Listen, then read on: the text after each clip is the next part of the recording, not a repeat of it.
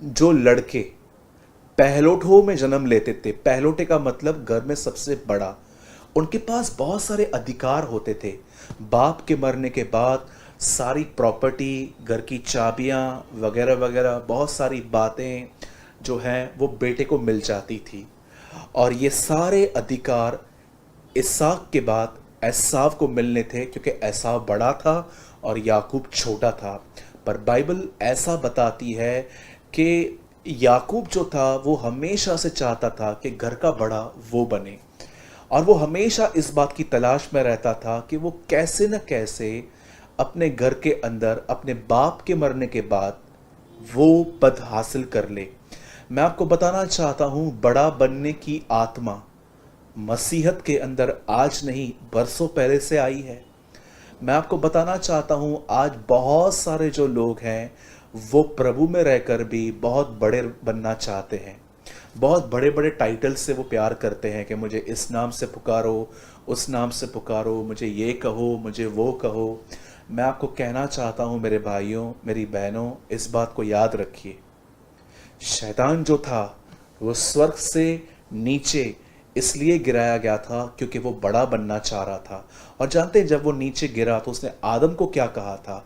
जिस दिन तू इस फल को खाएगा उसी दिन तू परमेश्वर के समान हो जाएगा।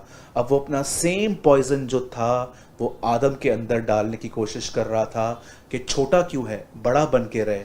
लेकिन याद रखिएगा, यीशु मसीह के लिए ऐसा लिखा गया है कि उसने कहा, बाइबल बताती है, जो कोई अपने आप को बड़ा बनाना चाहता है वो छोटा बने। इवन आपने देखा होगा जब यीशु ने जकई को ऊपर देखा तो यीशु ने ये नहीं कहा कि मैं ऊपर आता हूँ, लेकिन यीशु ने उससे कहा नीचे आ, मुझे आज तेरे घर में चलना है, मुझे आज तेरे घर जाना है। यीशु पेड़ पे नहीं चढ़ा, लेकिन जब एक व्यक्ति नीचे उतरा तो यीशु उसके साथ गया। इवन आप पढ़ते रहेंगे कि शैतान यीशु को ऊंचे पे लेकर गया था। शैतान हमेशा आपके विचारों को ऊपर की ओर ले जाएगा।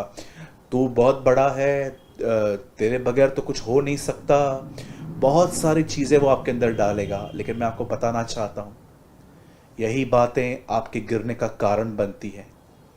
यही बातें जो हैं आपको गिराने का रीजन बनती हैं। याकूब जो था बचपन से बड़ा बनना चाह रहा था, और एक दिन जानते हैं क्या हुआ?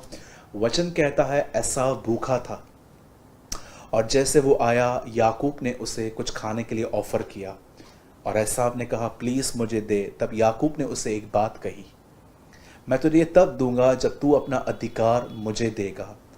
आप जानते हैं कितने सारे लोग हैं आज, उन्होंने खाने पीने के साथ इतना कॉम्प्रोमाइज कर लिया है कि आज उनका आत्मिक जीवन ही खराब हो चुका है।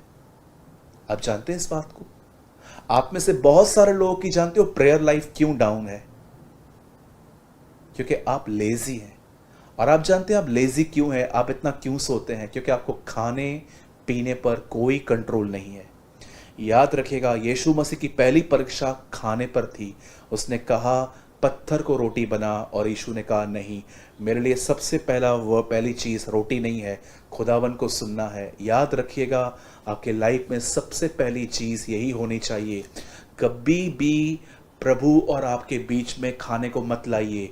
यीशु मसीह ने कहा अंतिम दिन नोहा के दिन है, लोग खाएंगे, पिएंगे, घूमेंगे, फिरेंगे, शादी ब्याह करेंगे, घर बनाएंगे वगैरह वगैरह। मेरे भाइयों, मेरी बहनों, खाना पीना बिल्कुल भी पाप नहीं है। पर मैं आपको बताना चाहता हूं, अगर खाने पीने की वजह से आप लेजी हो रहे हो और उसके बाद आप बाइबल नहीं पढ़ पाते, आप दुआ नहीं कर पाते, आप जस्ट बाइबल ओपन करते हो और आपको नींद आना चालू हो जाती है, तो मैं आपको कहना चाहता हूं आपको फास्टिंग करने की नीड है।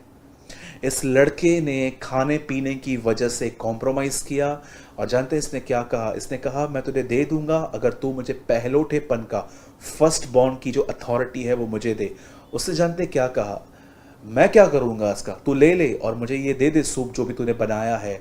और बाइबल बताती है याकूब ने उसका पहलोठापन ले लिया। आज हम लोग पेपर पे साइन करवाते हैं, एग्रीमेंट साइन करवाते हैं, उन दिनों में ऐसा नहीं होता था। उन दिनों में शब्दों पर, मात्र शब्दों पर सब चीज़ें तय हो जाती थी। और इसने इसका अधिकार लिया। और जब याकूब को ये बात पता चल गई कि अब मुझे पहलौठेपन का अधिकार दिया गया है, तो मैं आपको बताना चाहता हूँ, उसके बाद उसकी खुद की माँ रिबेका ने उसे कहा, जा तू अपने मामा के पास भाग जा। आप जानते हैं इस घर की कंडीशन इतनी वर्स्ट क्यों है? आप जानते हैं एसाव जो था वो इसहाक का प्रिय था और याकूब रिबेका का प्रिय था। जिस भी घरों के अंदर फेवरेटिज्म होता है, पक्षपात होता है, उन घरों की हालत यही होती है। मैं आप में से हर पेरेंट्स को ये बात कहना चाहता हूं, अगर आपके 2 बच्चे हैं तो कभी उन दोनों के बीच में पार्शियलिटी ना करें। अगर आप एक बच्चे के लिए टी शर्ट लेते हैं तो दूसरे के लिए भी लीजिए। अगर आप एक बच्चे के लिए बर्गर लेते हैं तो दूसरे के लिए भी लीजिए। अगर आप अपने एक बच्चे के लिए कुछ करते हैं तो दूसरे बच्चे के लिए कीजिए, अन्यथा न कीजिए, क्योंकि आप अपने बच्चे के अंदर अपनी इमेज खराब कर देंगे। आप जानते हैं आज कितनी सारी कलीसियाओं के अंदर अमीर लोगों को बहुत वैल्यू मिलती है, गरीबों को नहीं मिलती। याकूब के समय में भी ये बात थी, इसीलिए वो अपने लेटर में लिखता है कि अगर कोई बड़ा आदमी आता है तो तुम उसे मुख्य स्थान देते हो, लेकिन कोई गरीब आता है तो उसे कहते हो नीचे बैठ जा। तो क्या तुम पार्शियलिटी नहीं करते? क्या तुम पक्षपात नहीं करते? अगर मैं अपने कलीसिया के अंदर अमीर लोगों को बहुत वैल्यू देता हूं पर गरीबों को वैल्यू नहीं देता, तो मैं एक पास्टर नहीं हूं, मैं एक हिपोक्रेट हूं, मैं एक पाखंडी हूं। और अगर आप में से भी कोई मुझे देख रहा है, मैं आपको बताना चाहता हूं, पतरस कभी भी अन्य जातियों को सुसमाचार नहीं सुनाया करता था। एक दिन प्रभु ने उसे एक चादर दिखाई, उस पर कुछ एनिमल्स थे प्रभु, और पीछे से आवाज आई, मार और खा। और जानते उसने क्या कहा? मैं नहीं खाऊंगा, ये अशुद्ध है। तब प्रभु से कहते हैं, जिसे मैंने शुद्ध ठहराया है तू उसे अशुद्ध मत कह। मेरे भाइयों, मेरी बहनों, कभी भी पार्शियलिटी ना करें, हर एक को एक समान प्यार करें। याद रखिए, अगर आपका प्यार सिर्फ एक से है तो सिर्फ ये अटैचमेंट है। और याद रखिए, प्रभु अटैचमेंट्स को कभी सपोर्ट नहीं करता। God support love. परमेश्वर प्रेम को सपोर्ट करता है, क्योंकि प्रेम, अगर खुदा आपके अंदर प्यार डालेगा तो सिर्फ एक व्यक्ति के लिए नहीं, सबके लिए डालेगा। लेकिन अटैचमेंट जो होती है वो पर्टिकुलर सिर्फ एक व्यक्ति के साथ होती है। अब बाइबल बताती है याकूब अपने भाई को लूट कर अपने पिताजी के पास गया, और जानते हैं उसने वहां पर क्या कहा? पिता मुझे ब्लेस कर। और उसने अपनी आवाज को थोड़ा चेंज किया, अपने भाई की तरह बोलना स्टार्ट किया। और ऐसा जब इसहाक ने उसे देखा और थोड़ा जाना तो उसको शक हुआ। इसहाक जो था वो धुंधला दिखता था, उसे लगा कि तेरे जो बोलने का तरीका है ये तो एसाव है। तो बोलता है, हाँ मैं सॉरी, तेरे बोलने का जो तरीका है वो थोड़ा अलग है। वो कहता है, नहीं नहीं नहीं नहीं, नहीं मैं एसाव ही हूं। और वो झूठ बोलने लग गया, और उसके पिता ने उसे वो दे दिया, उसे आशीष दे दी। अब ये अपने मामा के पास गया, अपने मामा को भी उससे चीट किया। वचन कहता है, इसने सबसे पहले अपने भाई को मूर्ख बनाया। उसके बाद जब वो अपने बाप के पास गया तो ऐसे गया कि जैसे वो एसाव है, लेकिन वो था याकूब ही। उसके बाप को थोड़ा बहुत शक हो गया कि एक्चुअली याकूब है, लेकिन उसने झूठ बोला कि नहीं मैं एसाव हूँ। अब ये अपने मामा के पास गया रहने के लिए, वहाँ पर भी इसने बहुत सारी चीटिंग की।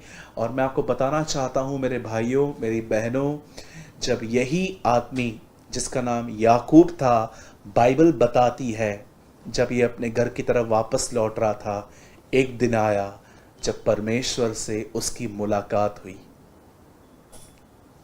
और उस मुलाकात में युद्ध हुआ, रेसलिंग हुई, बाइबल में लिखा गया है। परमेश्वर किसी फॉर्म में उसके पास आया और लड़ने लग गया। और बाइबल बताती है ये लड़ाई सुबह तक चली।